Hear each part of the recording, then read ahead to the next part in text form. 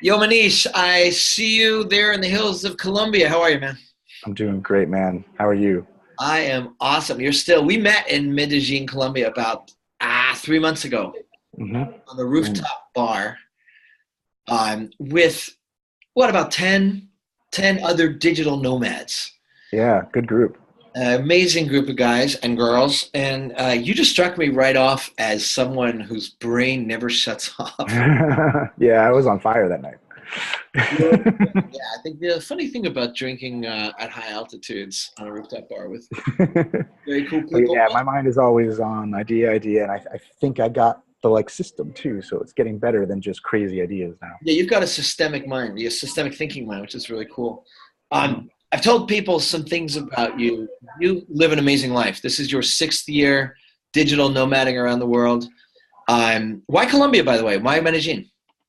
So I had been here in 2012 while I was doing my travel around the world, and I love the city. I made a bunch of videos here too. Yep. Then I was stuck in Boston for 5 years. Stuck. It was cool. I built my business there. And after 5 years, I was getting ready to. It was cold, man. It was Yes. really cold in Boston. It was so cold. Yes, I remember. And I remember Medellin always had perfect weather. I loved it when I was there before. And I had a friend here, Dave Cademy, and I said, "Hey, man, what's up?" He made it very easy. Showed up, found a place to stay. It was good to go. And what That's do you why. love about the city? Like for people who haven't been there.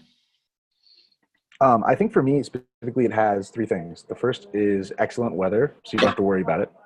The second thing is it has a really good digital nomad layout. Like it's very easy to get a spot here.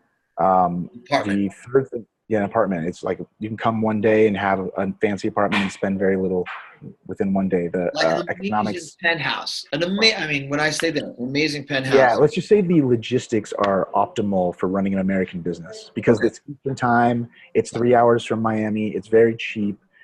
There's very good internet. And then lastly, the quality of people here are fantastic. When you travel, you usually meet like a couple people who have businesses and then a lot of entrepreneurs in a lot of cities. Mhm. And I found that Medellin, I think, filters out entrepreneurs, possibly because people are afraid of the history of Colombia.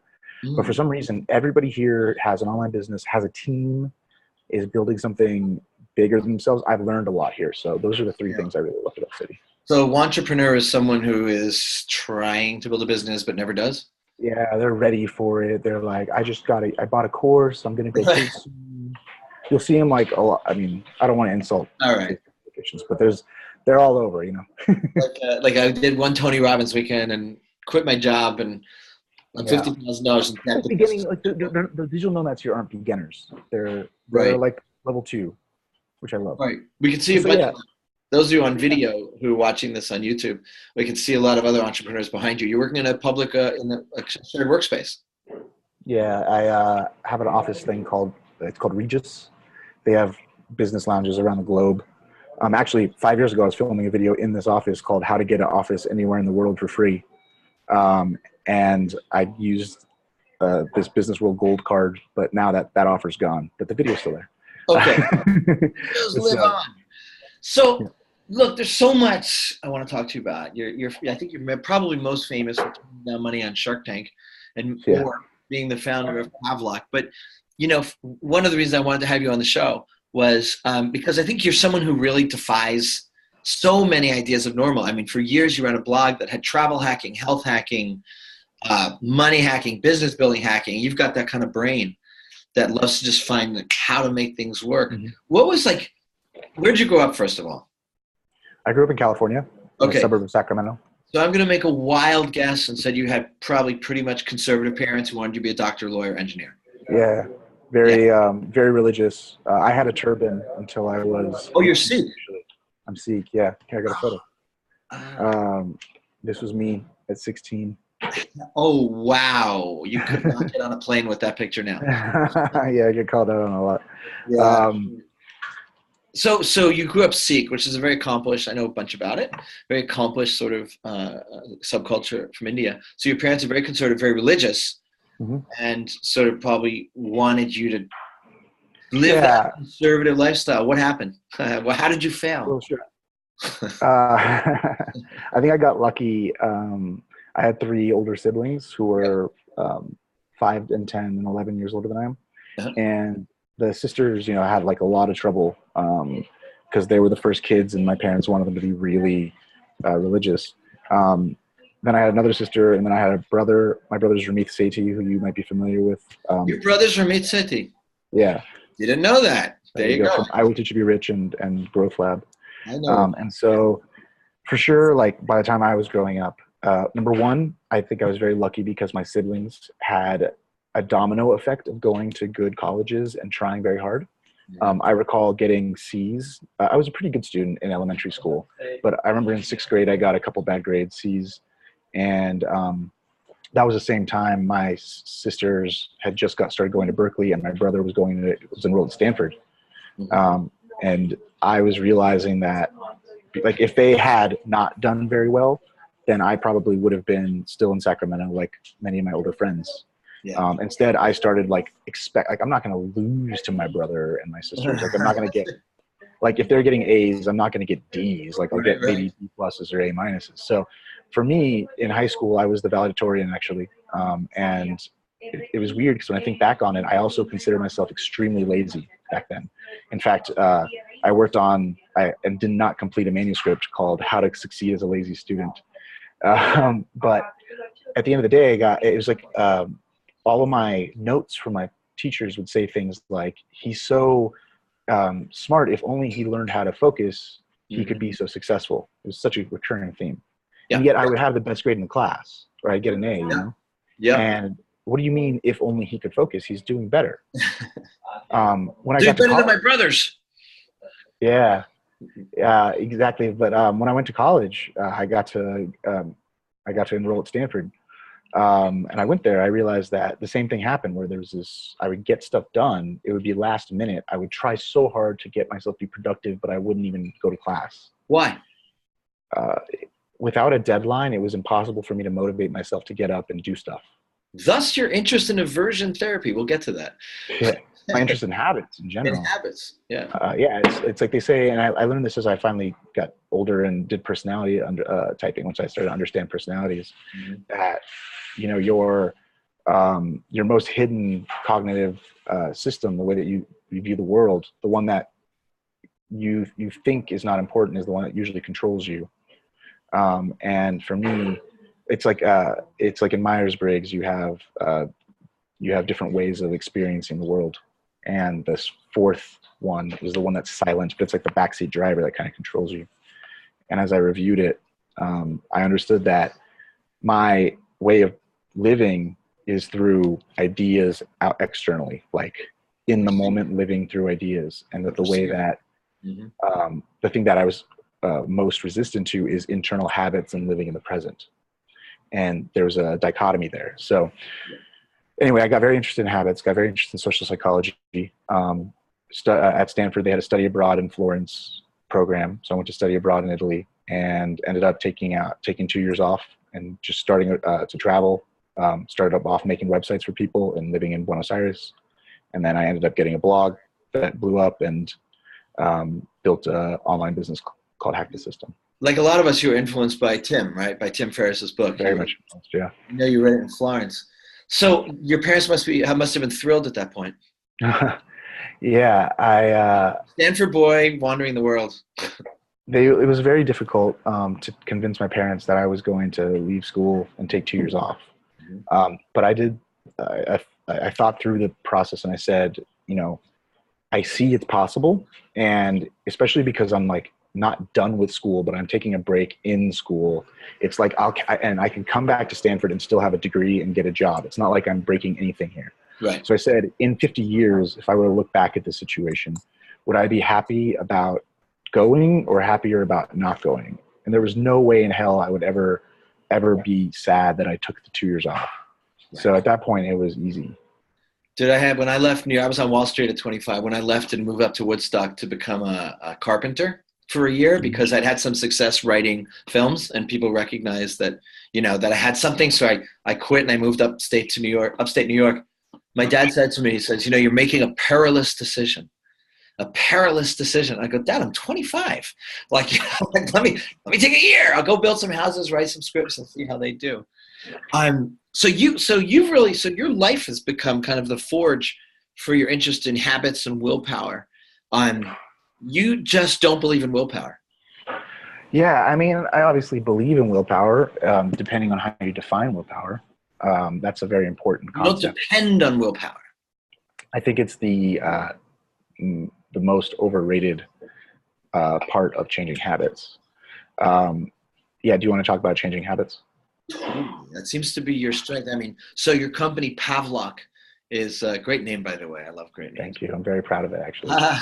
I call men every time I look at the logo, because I have a T-shirt I usually wear that has a lightning bolt on it, and every time I look at it, I'm like, that is iconic.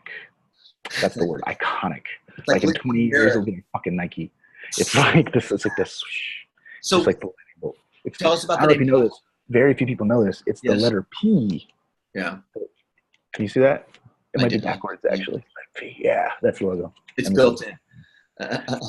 Yeah. Tell us about the name Pavlok. What does it represent to you? Sure. So the original idea came from the final experiment I ran on my Hack the System blog. I wanted to become more productive, and I was having trouble writing because I would just sit there and use Facebook all day, or whatever it was back then. Right. And it was Facebook. And so what I did is I decided to do an experiment where I hired someone to follow me around, and every time I wasted time or went on Facebook, she would slap me in the face. Awesome.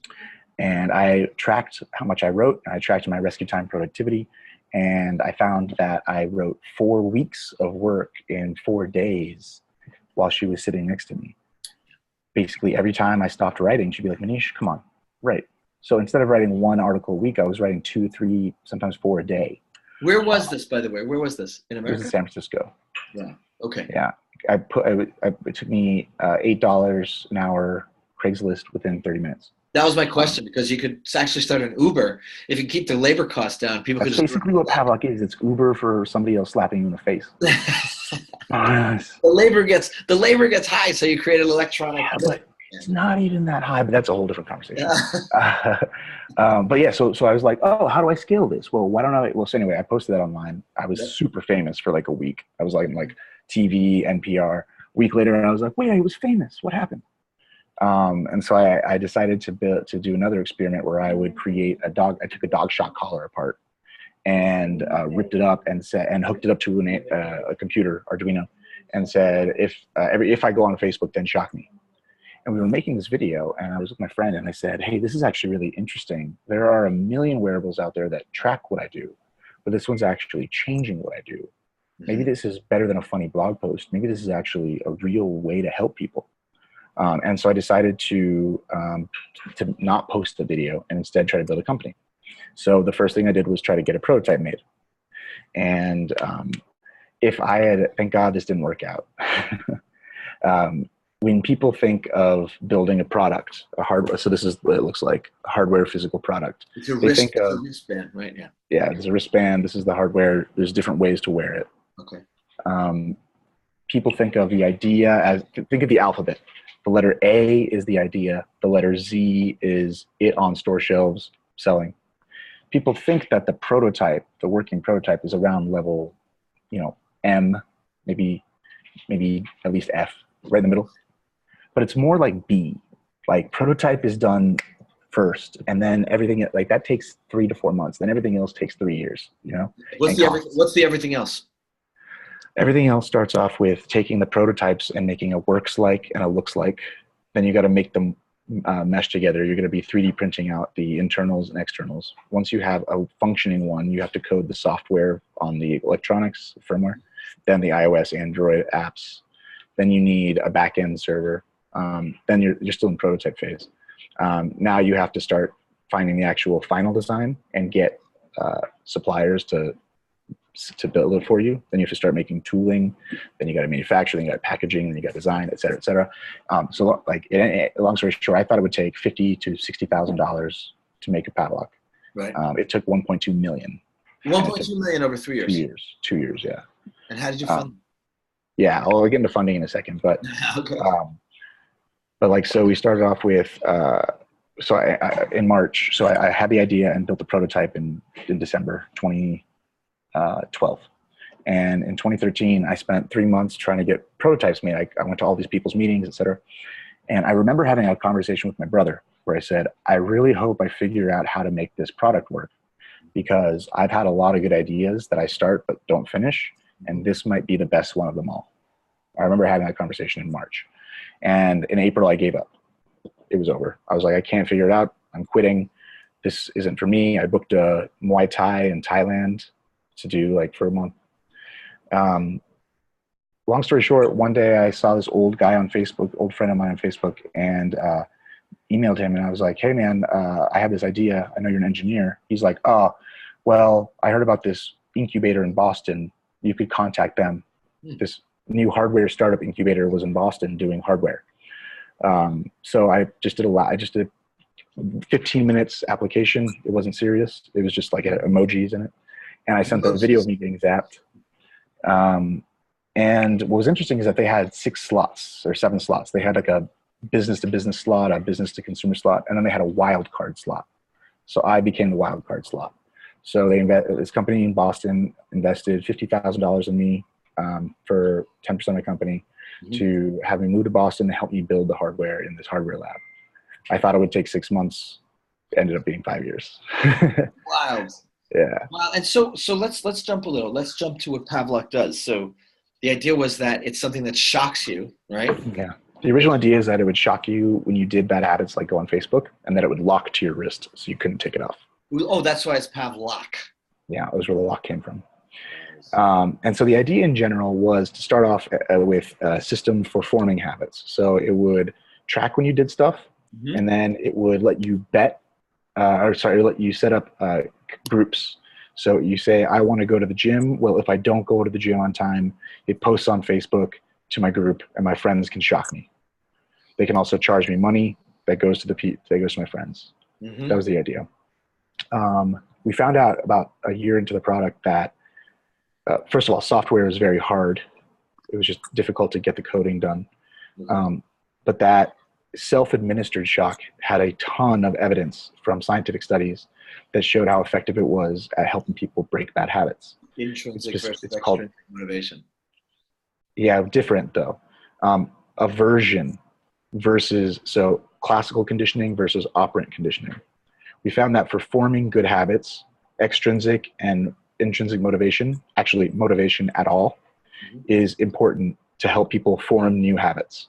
But for breaking bad habits, there's a better system that was very common in the 1980s and 70s called aversion therapy, which was classical. It was associative, so no motivation, no reinforcement. It's like when you get really drunk on tequila in college or some other alcohol, and you get so sick that you never want tequila again. Right. Sometimes people get sick at a restaurant and they never go to that restaurant again. Right.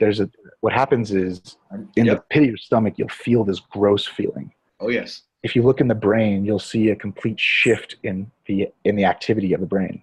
And the reason why is because a Pavlovian nausea or shock pain response has created an association that instantaneously can stop a habit. I had that around sardines. I had bad sardines once. Ended up lying on the highway. Yeah, I can't even look at sardines. Exactly, right? You get ugh. And so we figured out that without any software, with just the self-administered shock, we could create that same sensation towards smoking, nail biting, hair picking, snacking on unhealthy foods. The first thing I did was with tortilla chips, and to this day, Tostitos, even the logo makes me feel, ugh. That's too bad. And essentially the program is you, for 5 days, for 5 minutes a day, you do the behavior you want to stop and turn the Pavlok on, and it zaps you while you do it. So you're smoking, you're going to want to put down the cigarette, but you stick through with it for 5 minutes. And your brain creates this long-lasting association, so you don't even have to wear the device after the habit is gone. How many times do you have to do that generally in your 5 days, 5 minutes a day? That's it? Yeah, it's 25 minutes total. So you can stop 5 minutes a day? Yeah, most of our users quit smoking at a 6-month follow-up. What do most people use this thing for? The number one thing that people use it for is to wake up early. Okay. How does that work? So it's after we released the Pavlok for bad habits, we started to add new software on it. And the first one we released was a product called Shock Clock. So the way that we found that a lot of people just have trouble getting out of bed, and a lot of people have jobs where they have to, or Maybe go they to don't want college. Maybe they don't, right? But some people some people have to get out of bed for their job. Yeah. And for these people, they often just can't hold a job. We have a lot of people who have serious issues with getting out of bed, especially if they have some sort of sleep condition. Okay.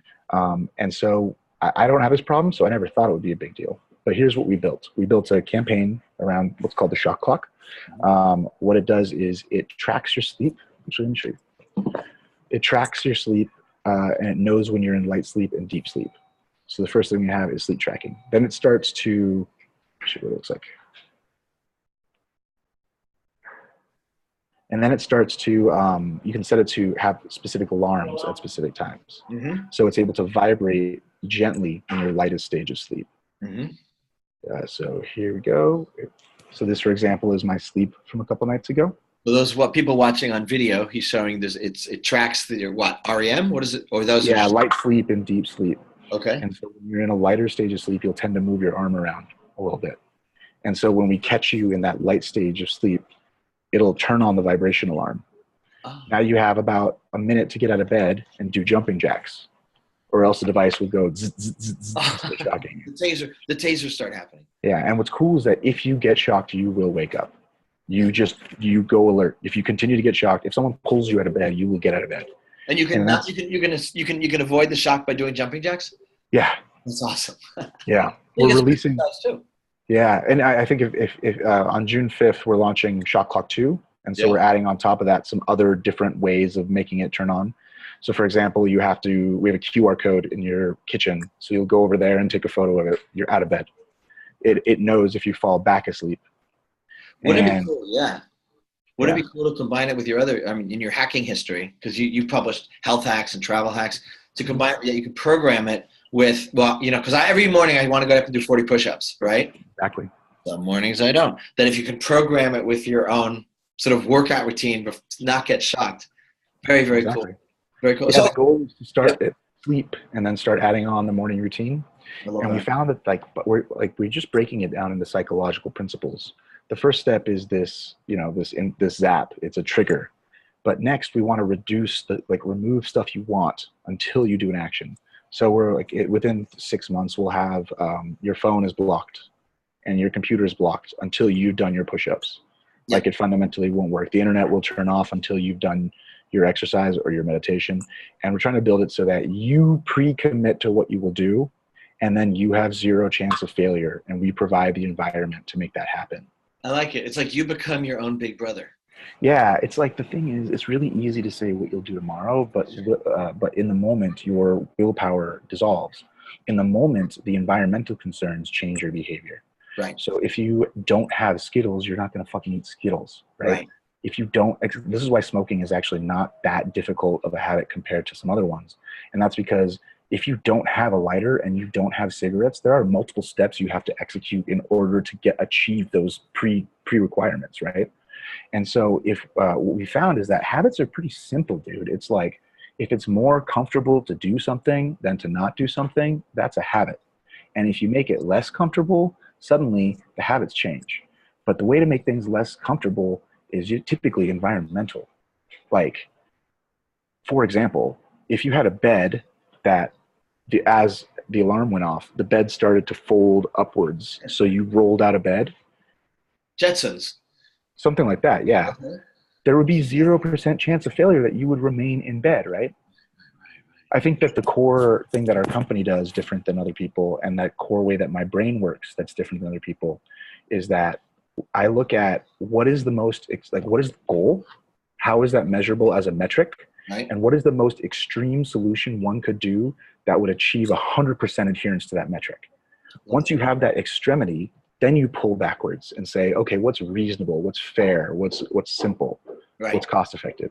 And I think that with Pavlok, if you ever look at books like 0 to 1, sure, where they talk about how many people who look at competitive industries are looking at how can I do better than this other person, but 0 to 1 companies, the ones that change the world, are the ones that the founder has some sort of different data node about an industry, one that that his intuition is different than the entire industry. And so when he creates something, it's a completely green pasture of untouched space. I think that the industry that Pavlok is approaching is this idea of behavior in general. The idea that other products help you achieve goals or help you do things you want to do. Our product makes you or gets you to do that thing. That's the difference in our company. I think that small difference is actually a completely untouched space in the entire world of all products and services. It makes you change. Like I said, you become your own sort of Orwellian big brother. Compelling. Exactly. It's a little, there are certainly Orwellian aspects to it, but it has to be based on what you commit to. Right, of course. Right. So you have free agency. Let me ask you can I ask you a philosophical question here? Sure. So in my work, teaching years of teaching, relationship skills, dating skills, personal growth skills, and all that stuff. Because my background is linguistics and language. It sometimes really scares me how programmable people are. Dude, yeah, no, really. Okay, right. Sure. So you get it. So has this work changed your, we have this idea that people have free will, that people make choices. I don't think people make choices actually, and a lot of the work I do is to break the voices that have a grip on, and the habits that have a grip on people's ability to make free choice. Has it damaged your view of humanity? Do you think less of humanity? And I'm really curious, on a deep level. I think that our company's core vision, and we say it daily, is upgrade humanity. And upgrade humanity, we've broken down into 3 parts, which is break the bad habits which hold us back, form the good habits that make us who we could be, and build integrations between humans and technology and data that I call sixth sense technology that allow us to become essentially combined together to make us have 6 senses. And by what I've noticed though is that I never like saying this, and this is always going to bite me back. I won't tell anybody, I swear. Yeah, on a podcast. But there's a difference between upgrading humanity and upgrading all humans. There is a difference between upgrading humanity and upgrading all humans. Some humans are just not helping. And so that understanding changed after Shark Tank aired. I was on one of the most, I think possibly the most viewed episode of Shark Tank. And I turned down an offer from Mr. Wonderful for $500,000. And Mr. Wonderful yelled at me on camera, "F you, you a-hole, F you." And did they screen that? They went bleep, bleep, bleep, but you can see it. Yeah. And I watched it and I was like, I thought it was great. I was like, I turned him down. He clearly went off the rafters. I clearly should not have taken a deal from him. And it was proof in the moment. Yeah. But right after the show aired, 39 people left fake 1-star Amazon reviews on our Amazon page within 1 hour. Our score on Amazon dropped from 4.8 to 2.9, and it's been stuck there. And I realized that these people who, I don't mind him in the moment in person hating me. I don't care. Mark Cuban wasn't a big fan of me. That's fine. We can fight in person, and that's not a problem. But if you, there are people who if you use Pavlok, you will more than likely quit smoking, definitely compared to other things. And if you are somebody who would have bought that product and now you did not buy that product, that means that those people who left those 1-star reviews are indirectly killing that person. And that means, in order for I don't understand how to balance it, but there is, it has, the way working with this company has made me realize that humans are A, programmable, B, the North Star of upgrade humanity continues to be what I have to think about daily in order to not get pulled apart at the seams. You mean depressed or angry by how stupid humans can be? No, by executing and acting irrational like humans do. Yes, close enough. Very different, but okay. well, let's get this, because I want to make sure we're clear on this. It's less mental and more action. Okay, what's the difference between upgrading humanity and not upgrading all humans? I'm saying that some humans hold other humans back. Some humans are like crabs in a bucket. Got it. And if you have to choose between specific groups of people, there are demographics that are worth choosing. Gotcha. Yeah. You want to, and who are the ones that you like choosing? People who want to make change. I think specifically people who are open-minded to change. Mm-hmm. This abundance mindset is it's trainable, but it's also findable. And sometimes there's a I can't help everybody at all times, right? You have to choose an order of which you choose. And I think that the people that I want to help the most are the ones who are attempting to improve themselves and already have a mindset of abundance where they see a path. And I love Pavlok being like a mentor or a leader or a coach to somebody who's willing to change. But if someone's not willing to change, if someone is willing to go on online and post 1-star reviews of a product they've never tried, then they're not my target market. Let me ask the question again in a different way. In my work, for example, I know that there are certain magic words you can say in relationship or on a date, for example, or to a wife or husband that will utterly change their state. You know, one of them is this.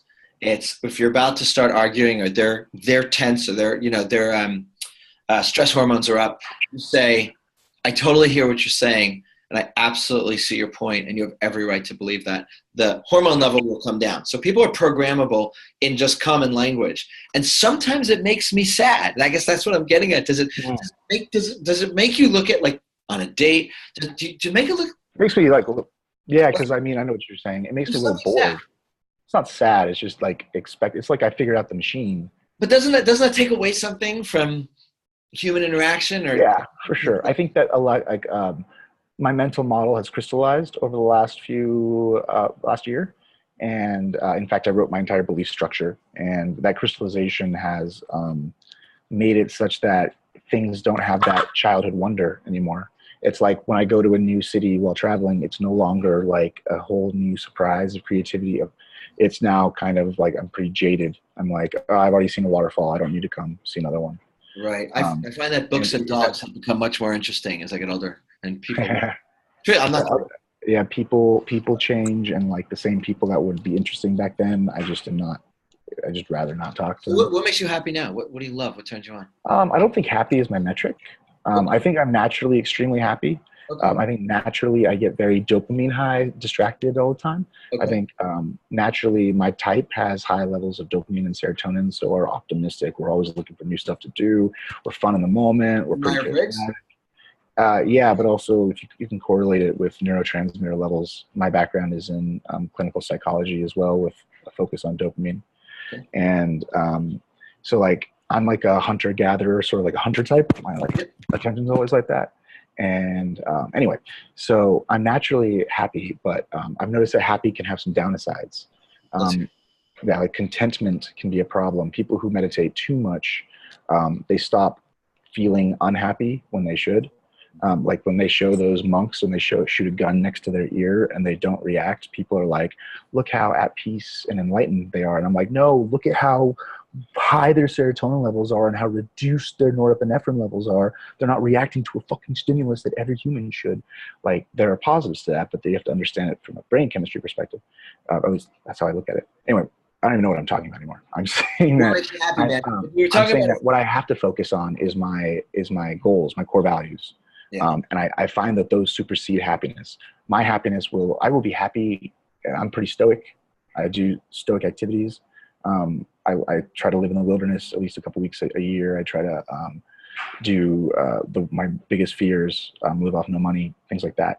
But I find that the real happiness is irrelevant. The goal that I have is specific with regards to humanity. I want 100% of people to have 100% chance of changing their habits with 0 chance of failure. And that larger goal is what drives me. Why? Just out of curiosity, why does that drive you? It seems disgusting that a human being like myself would say, I'm going to do something and not do it. It seems stupid. And it seems like the world is fighting at us right now to stop us from doing things with distractions. It's like a shitty version of capitalism right now. And I think I can fix that. I'm here to fix that. I'm here to change human behavior. Like 100 years ago was 1918. That was the year of the Spanish flu. 2 billion people died in fucking 1918. It was like 40% of the world's population died 100 years ago. 53% of deaths were caused by disease. And in the last 100 years, it's down to 1%. They fixed it. Vaccines fixed it. Imagine the sales pitch for vaccine. It's like, hey, you know how all your friends are dying of smallpox? Yeah. Well, you know your child. What if I take a little bit of smallpox and I just inject it in their arm? Let me do that, all right? I promise it'll be good. Right. Well, you know what happened is that this is what happened in 1796 with Edward Teller, Edward Jennings, Teller, one of those two. So 8 years. So that's a crazy sales pitch, and no one listened to him. So what he did is he just tricked the kid who lived next door, and all the kid's family died, and he said the kid survived because he had this this vaccine. 8 years later, Napoleon had given his entire army this vaccine. Not very long. It took until 1840. It took 36 more years until medicine said it was okay, until doctors said it was okay. And I found that throughout history, like the last 100 years, all deaths were caused by infectious disease. But in the last 50 years, more than half of deaths are caused by lifestyle disease.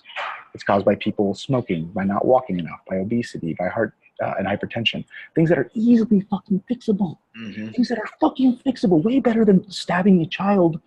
But all it takes, and it's not even hard. It's not even hard. That's the problem. It's not even hard. It takes belief and a pretty good tracking collar. Belief and a little bit of tracking, right? And so I look at this and I see a fundamental problem in human society, and I see a fundamental way that can fix it. And that has to be my vision.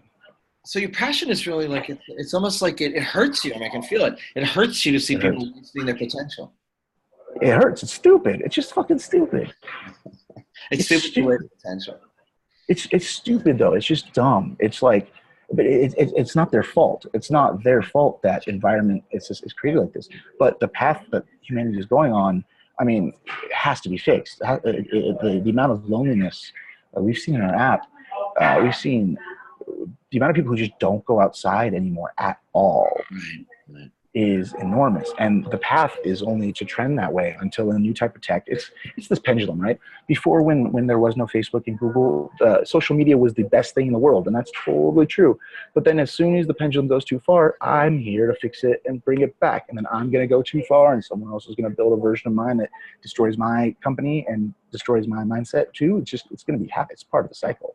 What's your one last question? What's your take on virtual reality and where that's going to take us in terms of habits and going toward what's comfortable? Because once you put on that bodysuit and your goggles, you're gone. From the neck down, I think that there's a lot of potential in the short term for VR. VR is a gaming. Here's my answer. I don't know. From a perspective of habits, I think that when humanity starts wearing stuff that they can see AR, when people start doing that, then the world will change a lot. But I don't know what it will take to get people to wear things on their eyes. Until that day. That's augmented reality. Yeah, but for regards to virtual reality, I see it as video game systems, and I've trained. I mean, we can do immersion sessions with like having people see fake heroin while they're getting zapped. I think that would be beneficial. I think that we would certainly build VR games as well. I think would be very big. Getting, like, imagine you get zapped, you're shot in a game and you get shocked. Mm-hmm. I think VR gaming and it would be big. I think VR habits would be cool. I think that we don't need it, but we could. It would be better. But I think AR was more likely to be something that takes over. Fascinating. Hey, dude, thank you so much. I look forward to seeing you in some city somewhere or some wilderness somewhere sometime soon. How long are you staying down in Medellin? Probably a couple more weeks. And then off you go. I think off I go. Off you go. I love it. Hey, Maneesh Sethi, thank you so much. The company's called Pavlok, Pavlok. Findable on computers everywhere, I believe. Yep. Check it out. And join our Facebook groups and shit. Yeah. Peace out, man. Peace out.